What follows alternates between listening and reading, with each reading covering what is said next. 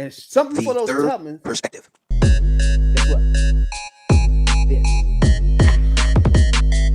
Where my Tubmans? You know what I'm saying? That. You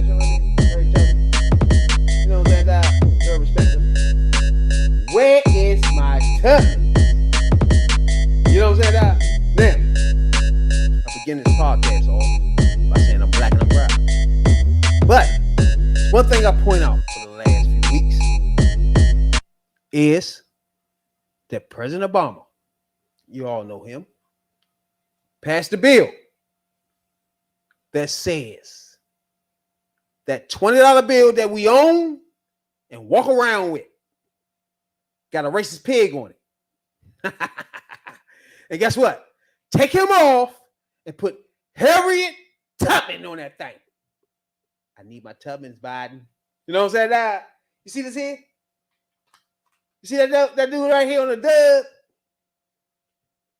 He is a pig. See that him? See him? I use it a lot. You know what I'm saying? It's a racist pig on here. This would be better a $20 bill if you put Tubman right the fuck here. All right? Obama already passed that bill. It should be, this shouldn't be it. This should be a Tubman. Okay? That's all I'm saying. Biden, where's my Tubmans? You know what I'm saying? Oh my goodness. Nutrition, health, mental state, all very important in the black community. So put your hands together and welcome to the podcast pit. Personal trainer, fitness guru, motivational speaker, entrepreneur. Yeah, I appreciate you having me, man. And one thing we want to touch on, first of all, Miss Monica, want to talk to you before we get any further. Hi, into this how's it going? My name is Monica. Hey, I looked a little at your profile. It looks like you've been on a journey of health and wellness. Has that always been something before you start working out, or that just grew into a habit after you start working out? It was a big part of my life. You know, the journey's been a little different, right? The path, but I've always prioritized taking care of self as I kept growing. Okay. And how did you get into start working out in the first place? So I was a former athlete, played college ball. So football was like my vehicle at first. And so it was like training myself to get ready for the sport itself. Okay. That's kind of how I got started. And then from there, it grew into a whole big old thing where something that I grew to be even more passionate about over time. Okay. And then was it any particular reason why you started other than football? Was it like any health? Like, because, you know, a lot of times people get really into fitness when it's like a health issue involved, or they just had like some rude awakening where they needed to take care of themselves a little better. Yeah, for sure. So on top of, you know, preparing myself for the sport, it was also the same time where my family was actually dealing with health issues. So my mother had diabetes, my dad had high blood pressure, my sister had cancer. Kind of within, this was like in a couple years span, right? Everything was kind of going on, and so kind of my role as a son was try to be a provider and be that support however I could. And the only way that I could do that was just taking care of myself, right? If I'm physically healthy, working on myself, being my healthiest, I'm able to be there for them. So that was kind of that extra drive to keep me going. So seafood diet. So everything I could eat, you see, I'm eating it all. That was what it was before, right?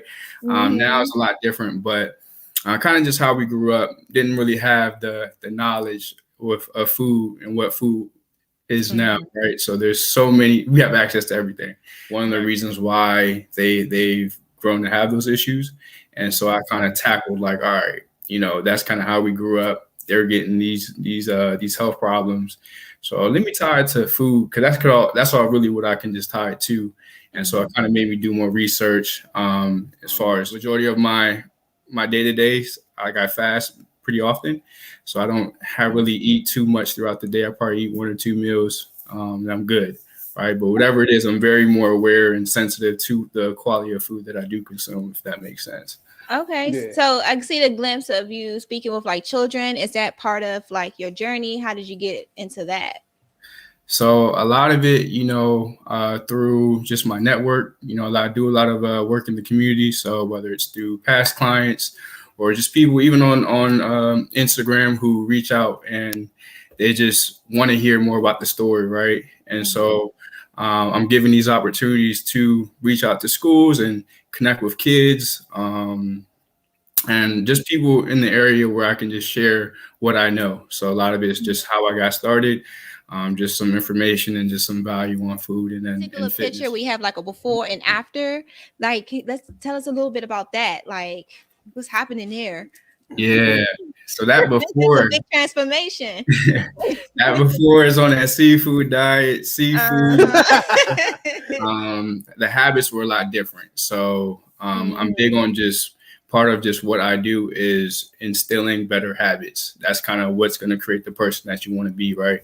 And so even within those two pictures, that first before, I was a big smoker. I also drank too. So Okay. not only was food a Able big to part like of my life. mentally like see like, okay, I got to go ahead and make some changes. Even though I'm on my seafood diet, I still am drinking or smoking or whatever the case may be. That's adding on to the struggle of the journey already. So I know for myself, I had to change like my environment from people like a lot, because it was just like they was like condoning things that I knew that I needed to like stop doing. However, my environment. So I'm always, helping people get in tune with themselves and finding their inner peace. Because if you don't have inner peace, you can never have outer peace. Yes. So. What you think about that, Wes? Hey, everything she said is the truth. Everything starts within, and just that practice itself, something that I've slowly dived into. Just the yoga, just getting to know my body, definitely opens up doors. Just knowing yourself mentally on a spiritual level, and everything she said, from isolation, even with this journey that I've been on, having to be selfish, right? Yo, To man, be selfless, right? But nothing's wrong with the word selfish, right? People No, just it's think not. it's a bad thing. But when you It's have only that, selfish when it doesn't benefit them. yes, That's all. When it's not benefiting them no more, you're selfish. I heard about that today, actually. Like, people support, like, people always say you have this person that comes to you all the time and wants you to support them, right? Now you on your path, your journey, and you need some support from them. They act like they don't want to support you. Like, they act like, they like, oh no, you know what I'm saying? And then when it dies down, here they come back again with something else they want you to support. I'm like, but bro, I just needed your support like 2 months ago, but then you want, because it's not benefiting you by supporting. On my little personal journey myself for the past couple months, I lost 75 pounds. If you see the podcast like a couple months ago, and you start seeing it now, you see that OnlyFans Jay is getting smaller and smaller. Yeah. He about to have an OnlyFans for sure. So how much you were when you first started? Like what? I was like 450. Okay. And I dropped down to 350 now. Okay. Man, congrats. That's what's up. That's Bro. what's up. You gotta keep continuing, work harder, and keep going hard. Yeah. Health is wealth. People really like underestimate that statement. It's not health is wealth, meaning money. Health and wealth meaning wealth in every aspect. And mental. Wherever you take in, you dish out. So if people giving you BS, bullshit, give it back to them. Man, what? And keep it moving. With a smile too, with a big old smile. And I'm all love and light, so mine's is a little more cruel because I do it with a smile. So they be really confused. Like, does she really mean that? Or is she joking? No, I'm real serious. I'm just real kind-hearted with it. Training myself became a passion where I wanted to help others. And from there, turned into a business, started my own company. I'm a personal trainer. And from there, I've branched off to do coaching as well. Okay. So whether I work with you in person, that's the training side, but then also coach people with people I don't even meet, right? People from different states.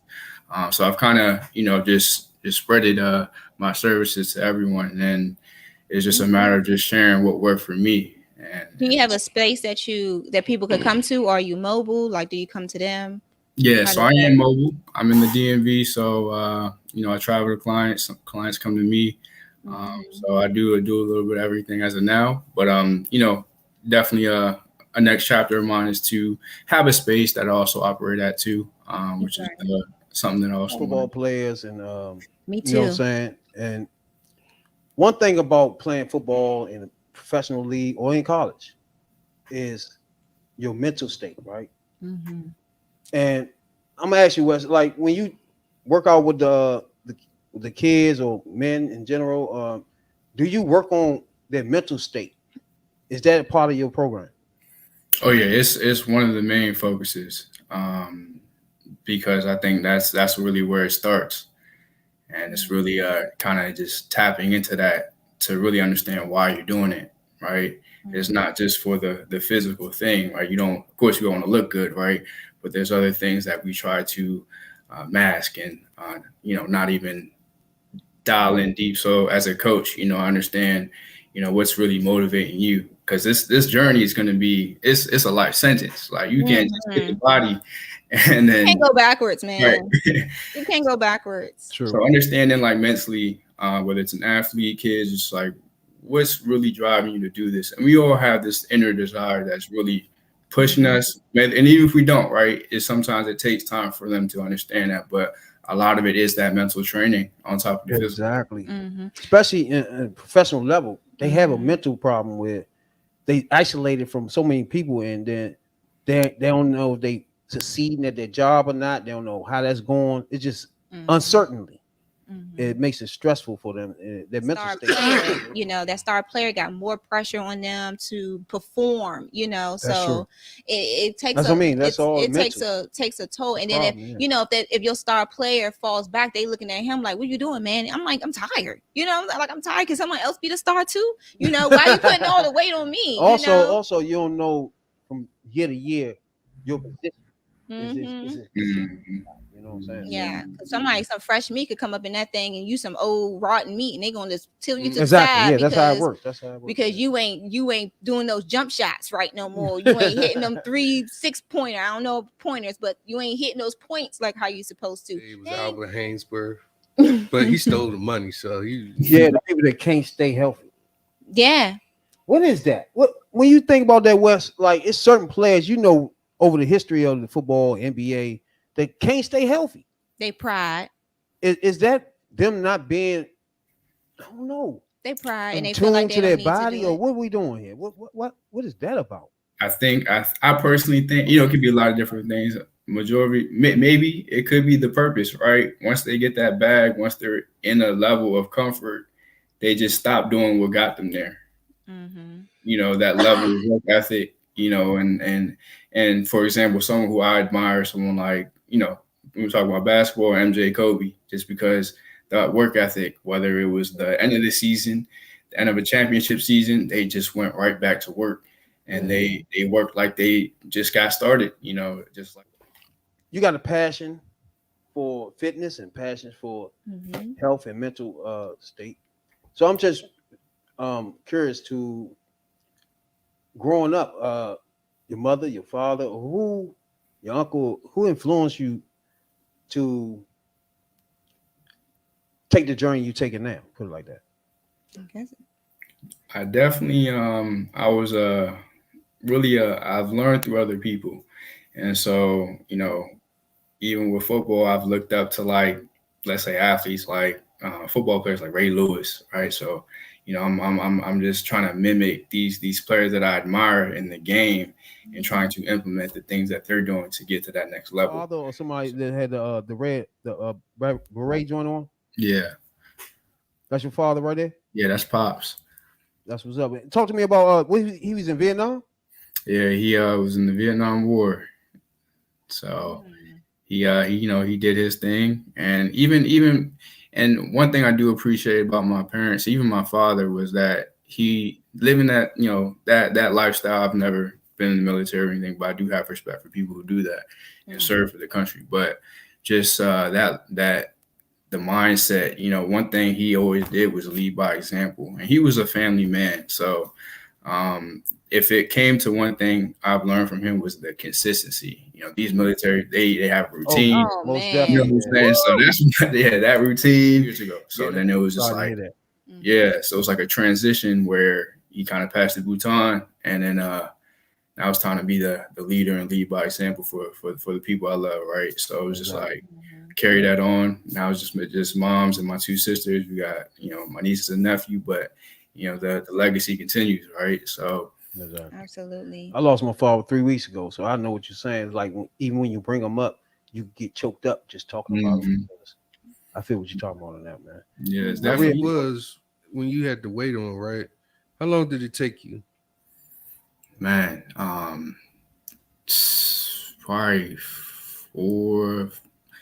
And the thing about it though was like my body was always changing. Like it wasn't like 4 years pain. Like I got it, and then like and then that was it. Like it was more so 4 years. I built myself, lost a good amount of weight, but then certain things with my habits still wasn't aligned, right? I was still drinking here and there, still doing that, still hanging out with certain people.